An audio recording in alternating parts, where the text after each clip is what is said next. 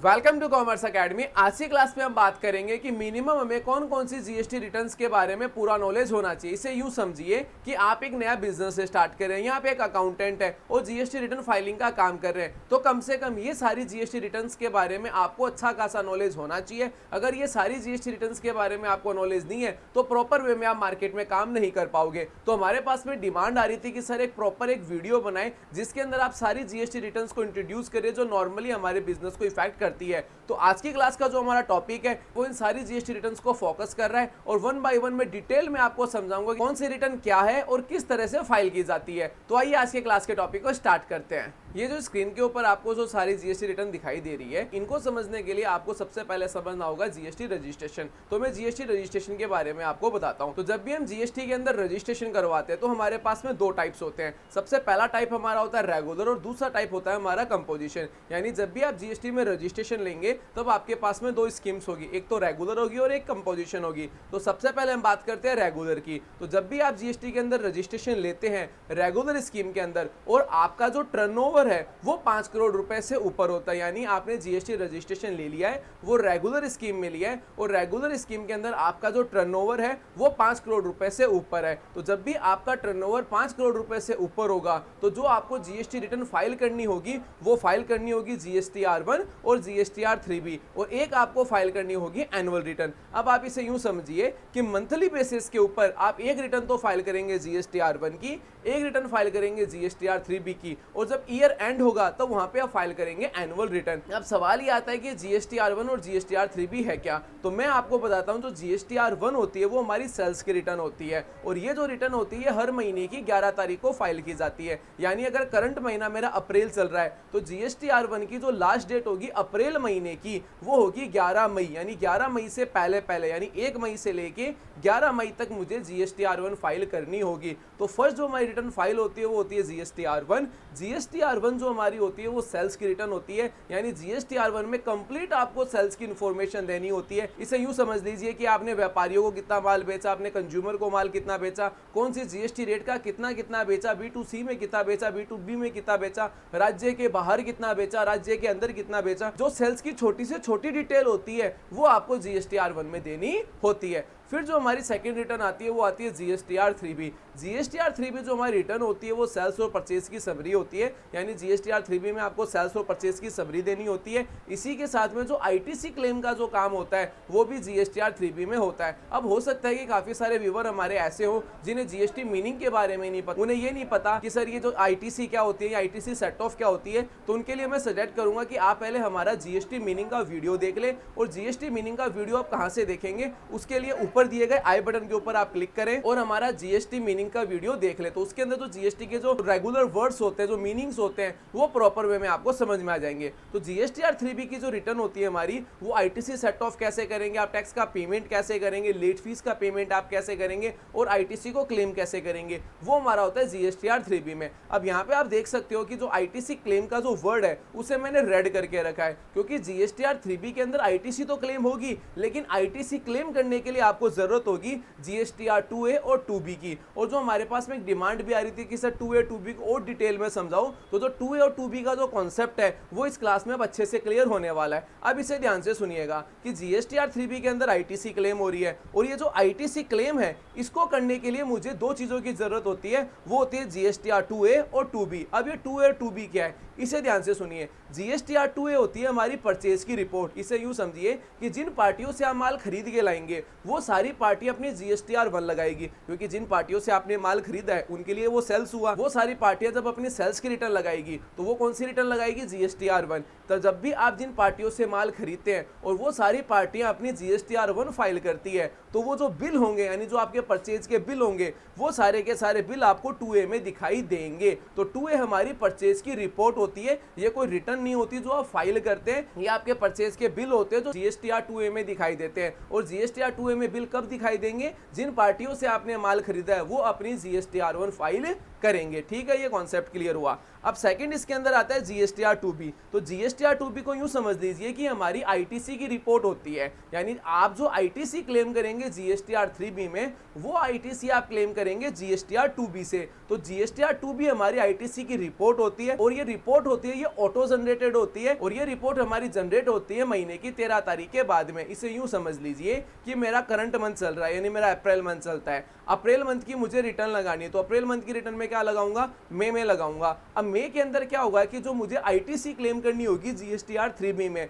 उसके लिए मुझे 2B की नीड होगी, और 2B जो जनरेट होती है वो 13 तारीख के बाद में होती है, यानी 14 तारीख को जनरेट होती है। तो 14 तारीख को क्या होगा कि मेरी 2B की रिपोर्ट जनरेट हो जाएगी, और उसके अंदर जो आईटीसी मुझे शो करेगी वही आईटीसी में जीएसटीआर 3B में क्लेम कर सकता हूं। इसे मैं थोड़ा बेटर वे में फिर से समझाता हूं। इसे आप यूं समझिए कि आपने करंट मंथ के अंदर यानी अप्रैल मंथ के अंदर 10 बिल खरीदे, यानी आपने 10 बिलों का परचेजिंग की है, ठीक है। अब कॉन्सेप्ट ये हुआ कि अब आप अपनी रिटर्न लगा रहे हैं, तो उसमें आपको ये पता चला कि जिन पार्टियों से आपने 10 बिल खरीदे हैं उनमें से 8 पार्टियों ने अपनी जीएसटीआर 1 फाइल करी, 2 पार्टियों ने अपनी जीएसटीआर 1 फाइल नहीं करी। टोटल कितनी करी, 8 पार्टियों ने ही अपनी जीएसटीआर 1 फाइल करी। तो यहाँ पे आपको ये देखना है कि उन 10 पार्टियों की आप आईटीसी क्लेम नहीं कर सकते, आप जो आईटीसी क्लेम करेंगे वो 8 पार्टियों की करेंगे। अब यहाँ पे कॉन्सेप्ट ये हुआ कि उन 8 पार्टियों में से 6 पार्टियों ने अपनी जो जीएसटीआर 1 है वो ड्यू डेट तक लगा दी, यानी 11 तारीख से पहले उन्होंने लगा दी, या 13 तारीख से पहले उन्होंने अपनी जीएसटीआर 1 लगा दी। कितनी पार्टियों ने, 6 पार्टियों ने।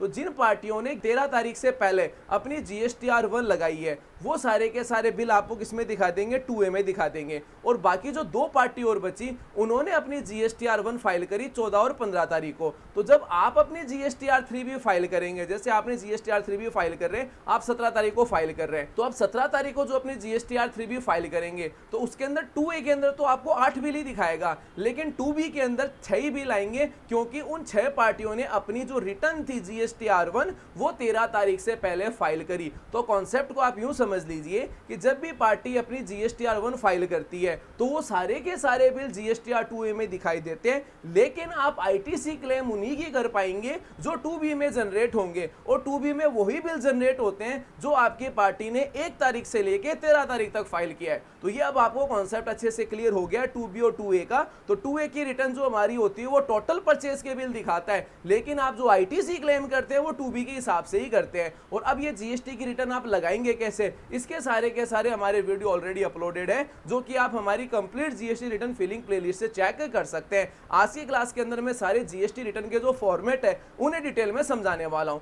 तो ये जो कॉन्सेप्ट था ये आपको अच्छे से क्लियर हो गया है। अब मैं आपको बताता हूं कि अगर आपका टर्नओवर 5 करोड़ से नीचे है, यानी अभी जो हमने कॉन्सेप्ट पढ़ा था, ये कॉन्सेप्ट पढ़ा है कि आपने रेगुलर स्कीम में रजिस्ट्रेशन लेके रखा है और आपका जो टर्नओवर है वो 5 करोड़ रुपए से ऊपर है।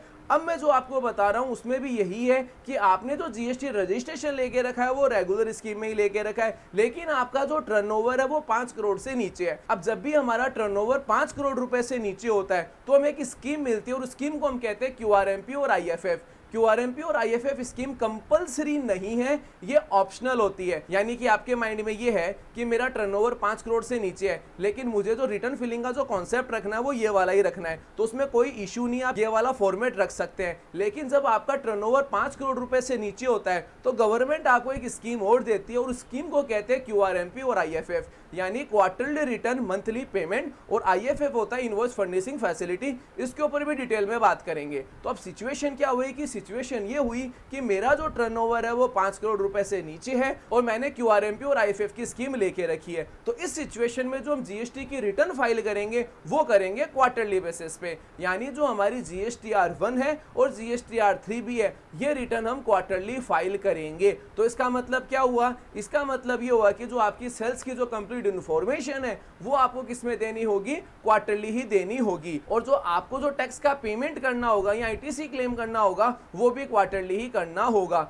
नॉर्मली तो हमें यही दिखने में लग रहा है, लेकिन ऐसा नहीं है। इसके अंदर सिचुएशन कुछ और भी क्रिएट होती है, और वो सिचुएशन ये है आपको जो टैक्स का पेमेंट करना होगा वो मंथली ही करना होगा। यानी जो सिचुएशन के ऊपर जो मैंने बात की थी वो सिचुएशन ये है, आप इस स्कीम के अंदर जो अपने टैक्स का पेमेंट करेंगे वो मंथली ही करेंगे। अब देखिए अभी तक क्या हो रहा था, अभी तक ये हो रहा था कि जो हम टैक्स का जो पेमेंट कर रहे थे वो जीएसटीआर 3B में कर रहे थे, और क्यूआरएमपी स्कीम के अंदर जीएसटीआर 3B क्वार्टरली लग रही है। तो इसका मतलब ये नहीं है कि आपको टैक्स का पेमेंट भी क्वार्टरली ही करना है, टैक्स का पेमेंट आपको मंथली ही करना होगा अगर आपकी कैश के अंदर लायबिलिटी बनती है। तो यानी अगर करंट मंथ के अंदर आपका पूरा का पूरा टैक्स आईटीसी से पे हो रहा है तो आपको किसी भी तरह का कोई पेमेंट नहीं करना है। लेकिन अगर करंट मंथ के अंदर आपकी कैश की लायबिलिटी क्रिएट हो रही है, यानी आपका जो कंप्लीट जो सेल्स का टैक्स है वो आईटीसी से सेट ऑफ नहीं हो रहा, तो आपको टैक्स का पेमेंट करना होगा। और वो जो टैक्स का पेमेंट होगा मंथली होगा, और उस टैक्स का पेमेंट जो हम करेंगे वो करेंगे पीएमटी 06 से, जिसकी ड्यू डेट होती है हमारी 25 तारीख।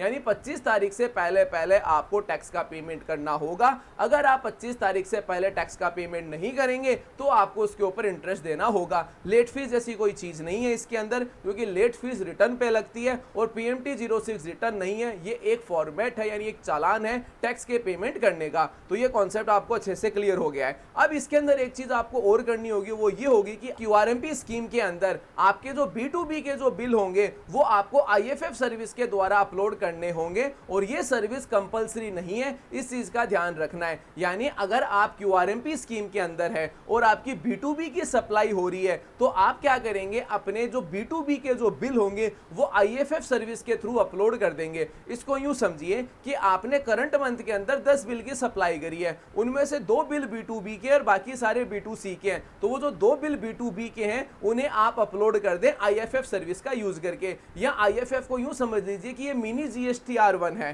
क्योंकि GSTR1 में हम सारे के सारे बिल अपलोड करते हैं। तो आपको क्या करना है कि आईएफएफ के अंदर सारे बिल अपलोड नहीं करने, ओनली B2B के ही बिल अपलोड करने। और आईएफएफ जो सर्विस है ये ऑप्शनल है, कंपलसरी नहीं है। अगर आप अपलोड करना चाहे तो कर सकते हैं, अगर आप अपलोड करना नहीं चाहे तो आप ना करें। लेकिन बेटर रहेगा कि आप आईएफएफ से अपने B2B के सारे बिल अपलोड करें, जिससे कि आपके जो सन्डे डेप्टर्स है वो अपनी आईटीसी करंट मंथ में क्लेम कर सकें। अब यहाँ पे एक चीज का और ध्यान रखना है कि आप देख सकते हैं कि आईएफएफ के ऊपर मैंने एंड डेट लिखा है, ना कि ड्यू डेट लिखा है, क्योंकि अगर आप आईएफएफ फाइल नहीं करते हैं 13 तारीख तक भी तो आपको क्या करना है, किसी तरह की कोई लेट फीस नहीं देनी है। यानी 13 तारीख के बाद में करंट मंथ का आईएफएफ बंद हो जाता है। अब यूं समझ लीजिए कि सिचुएशन ये क्रिएट हुई कि सर मैंने करंट मंथ का आईएफएफ फाइल करना भूल गया और अब मेरा नेक्स्ट मंथ आ गया, यानी मेरा मई मंथ आ गया, तो मुझे क्या करना है। तो आप मई मंथ के अंदर दोनों मंथ के बिल साथ में अपलोड कर सकते हैं आईएफएफ के द्वारा। अब क्यूआरएमपी रिटर्न लगाई कैसे जाएगी, आईएफएफ आप फाइल कैसे करेंगे, टैक्स के पेमेंट की कैलकुलेशन कैसे करेंगे, और टैक्स के पेमेंट की कैलकुलेशन करने के बाद में पेमेंट कैसे करेंगे, इसके ऊपर कंप्लीट हमारा वीडियो बना हुआ है जो प्रैक्टिकल फाइल के साथ में आपको सिखाएगा। उसको देखने के लिए आप ऊपर दिए गए आई बटन के ऊपर क्लिक कर सकते हैं। जैसा कि मैंने बताया आज की क्लास में जो मिनिमम हमारी जो ये जीएसटी रिटर्न्स होती है इनको मैं फोकस करने वाला हूं, यानी नॉर्मल बिजनेस 80% यहां तक ही कंप्लीट हो जाता है। तो इन सारी जीएसटी रिटर्न्स के बारे में आपको नॉलेज होना चाहिए। अब यहाँ पे क्वेश्चन आता है, क्या सर क्यूआरएमपी और आईएफएफ में हमें 2B या 2A का रिपोर्ट देखने की जरूरत है या नहीं है। देखो कॉन्सेप्ट आप समझिए, जैसा कि मैंने आपको बताया कि क्यूआरएमपी और आईएफएफ में आपको टैक्स पेमेंट के लिए चालान बनाना होगा। अब आपको करंट मंथ में टैक्स का पेमेंट करना है या नहीं करना, ये आपको कैसे पता चलेगा। ये आपको पता चलेगा कि आपको अपने बुक्स ऑफ अकाउंट्स की सेल्स देखनी है और आपको देखना होगा करंट मंथ की आईटीसी भी, क्योंकि आपके बुक्स ऑफ अकाउंट्स के अंदर आईटीसी ज्यादा हो सकती है। जैसा कि मैंने आपको बताया आईटीसी आप 2B के हिसाब से ही क्लेम करेंगे, तो क्यूआरएमपी स्कीम के अंदर भी आपको 2B की रिपोर्ट देखनी होती है और ये आपको मैनुअली इसकी मैचिंग करनी होती है कि भाई करंट मंथ के अंदर मेरा पूरा डाटाबेस है वो सेट ऑफ हो रहा है या नहीं हो रहा। तो आपको क्यूआरएमपी स्कीम के अंदर भी आपको 2A और 2B की रिपोर्ट देखनी होती है। तो मैंने आपको पूरा कॉन्सेप्ट क्लियर कर दिया है। और एनुअल रिटर्न तो क्यूआरएमपी और आईएफएफ वालों को भी लगानी होगी, तो इस चीज का ध्यान रखिए। तो जैसा कि मैंने आपको बताया, अगर आपका टर्नओवर 5 करोड़ रुपए से ऊपर है तो ये सारे रिटर्न फॉर्मेट आपको फॉलो करने होंगे, और अगर आपका टर्नओवर 5 करोड़ से नीचे है तो ये सारे के सारे फॉर्मेट आपको फॉलो करने होंगे। तो रेगुलर स्कीम के अंदर ये 2 ही फॉर्मेट होते हैं। अब हम बात करते हैं कंपोजिशन स्कीम की।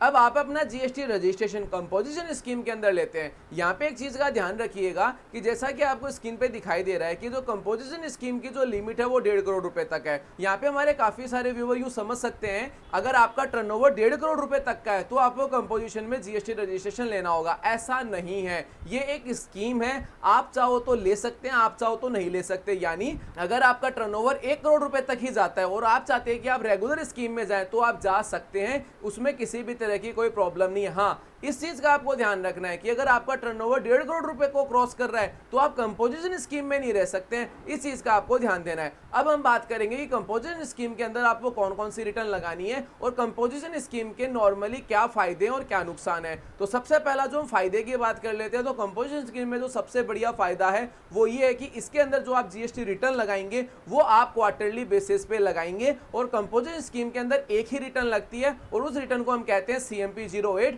जो कि क्वार्टरली बेसिस पे लगती है, यानी आपको एक साल में सिर्फ 4 ही रिटर्न लगानी है। ये इसका सबसे बढ़िया बेनिफिट है। और दूसरा इसका सबसे बढ़िया बेनिफिट ये है कि CMP 08 के अंदर आपको ओनली सेल्स की इंफॉर्मेशन ही देनी होती है, यानी आपने कितना माल बेचा बस इतना ही आपको देना होता है। B2B को कितना बेचा, B2C को कितना बेचा, ऐसा कुछ भी नहीं देना होता है। बस आप इतना ही बताएंगे कि भाई मैंने इतना माल बेचा है, बस सिंगल समरी, और कुछ नहीं देना होता है। और इसके अंदर जो टैक्स का पेमेंट होता है वो भी CMP 08 के साथ में ही हो जाता है, बस आपको इतना ही काम करना है। अब इसके अंदर जो इसके डिसएडवांटेज है उनके ऊपर हम बात करते हैं। और अगर आपने कंपोजिशन स्कीम के अंदर रजिस्ट्रेशन लेके रखा है तो एक रिटर्न तो आप CMP 08 लगाएंगे और साल की जो आप रिटर्न लगाएंगे, जो एनुअल रिटर्न है, वो आप लगाएंगे GSTR 4। तो यहाँ पे अब आपको ये क्लियर हो चुका है कि अगर आप कंपोजिशन स्कीम के अंदर है तो एक रिटर्न तो आपको क्वार्टरली लगानी है और साल की एक रिटर्न लगानी है GSTR 4, जिसको हम एनुअल रिटर्न बोलते हैं, जो कि सारी स्कीम में आपको लगानी होती है। तो अब हम कंपोजिशन स्कीम के डिसएडवांटेज के ऊपर भी बात कर लेते हैं। कंपोजिशन स्कीम के तो सबसे बड़े डिसएडवांटेज है,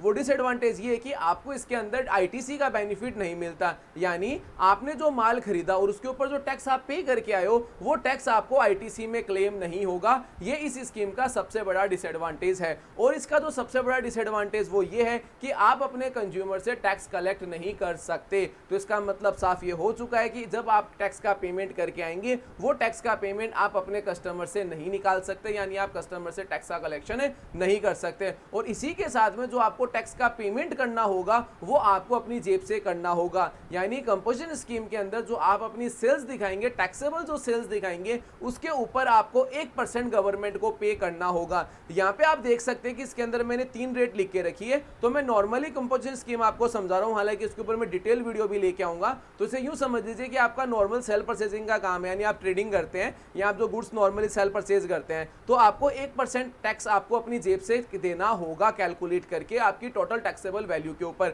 आप अगर कोई रेस्टोरेंट है तब आपको 5% देना है, या अगर आपको किसी अदर सर्विसेज के अंदर है तो आपको 6% देना है। तो ये मैंने आपको जो ये रेट्स वगैरह दिखाई है और ये जो चार्ट मैंने आपको दिखाई है जनरल कंपोजिशन स्कीम को समझने के लिए बताए। हालांकि कंपोजिशन स्कीम की रिटर्न आप कैसे लगाएंगे CMP 08, ये अगर आपको लाइव प्रैक्टिकल के साथ में सीखना है तो इसका भी वीडियो हमारा अपलोडेड है, जो कि आप ऊपर दिए गए आई बटन पे क्लिक करके वॉच कर सकते हैं। तो यहाँ पे मैंने आपको कंपोजिशन स्कीम के बारे में सब कुछ बता दिया है। अब हमारे टॉपिक्स की तरफ हम चलते हैं। तो जैसा कि मैं आपको स्क्रीन पे दिखा पा रहा हूँ कि मैंने ये सारे टॉपिक फिर से लेके आया हूँ और इसके अंदर हमने ये सारे GST रिटर्न्स के बारे में पढ़ लिया। जो हमने नहीं पढ़ा वो ये है कि PMT 09, यानी PMT 09 के बारे में मैंने आपको कुछ नहीं पढ़ाया। अब PMT 09 क्या, इसके बारे में मैं आपको डिटेल में बताता हूँ। देखो ध्यान से सुनिए, क्या है कि ये कॉन्सेप्ट हमारे यहाँ पे ये चलता है कि जब भी आप कोई बाइक चलाना सीख रहे होते हैं तब आप उसमें कभी नहीं गिरते, यानी 99% जब आप बाइक चलाना, स्कूटी चलाना सीख रहे होते हैं तब आप गिरते नहीं है। और जब आप उसे वेल परफेक्ट चलाना सीख जाते हैं तो आप कभी ना कभी गिरेंगे ही गिरेंगे, क्योंकि आपको किसी भी तरह कोई हेजिटेशन नहीं रहता। तो सेम कॉन्सेप्ट हमारे GST रिटर्न्स में भी यही होता है, क्योंकि जब भी हम टैक्स का पेमेंट करते हैं और जब हम सीख रहे होते हैं तब हम कभी भी गलती नहीं करते, लेकिन जब आप उसमें वेल परफेक्ट हो जाएंगे तो आप टैक्स का पेमेंट भी गलत करेंगे। इसका सेंस यूं है कि जैसे यूं समझ लीजिए कि आपको इंटरेस्ट पे करना है या आपको टैक्स पे करना है या लेट फीस की पे करनी है और आपने जो चालान क्रिएट किया वो गलत हेड में किया। अब मैं आपको इसका एक एग्जांपल देता हूं। एग्जांपल ये है, आपको करंट मंथ की लेट फीस पे करनी है CGST और SGST में, लेकिन जो आपने चालान बनाया वो चालान आपने बना लिया टैक्स के हेड के अंदर। जब आप टैक्स के हेड के अंदर चालान क्रिएट कर लोगे तो उसका पेमेंट है वो आप नहीं कर पाओगे लेट फीस का। तो वो आपको जो पोर्टल है वो बताएगा कि आपके हेड के अंदर पैसे नहीं है, और जब आप अपना कैश लेजर देखोगे तो आपको वहां पे पैसे दिखाएगा। आप इसे यूं समझ लीजिए कि एक बॉक्स है और उस बॉक्स में 2 ड्रॉवर है। तो आपने जो अपना सामान है वो ऊपर वाले ड्रॉवर में रख दिया और आप उसे जो ढूंढ रहे हैं वो नीचे वाले ड्रॉवर में ढूंढ रहे हैं। तो आपको क्या करना होगा कि ऊपर वाले ड्रॉवर का सामान नीचे वाले ड्रॉवर के अंदर रखना है। तो सेम कॉन्सेप्ट यही है कि आपने जो टैक्स का पेमेंट किया वो किया टैक्स के हेड के अंदर, और आपको वो जो पेमेंट है यानी जो पैसा है वो आपको चाहिए लेट फीस के हेड में। तो जब आप पेमेंट कर देते हैं और कैश लेजर में वो पेमेंट दिखा देता है और उसका आपको हेड चेंज करना है तो उसके लिए हम फाइल करते हैं PMT 09।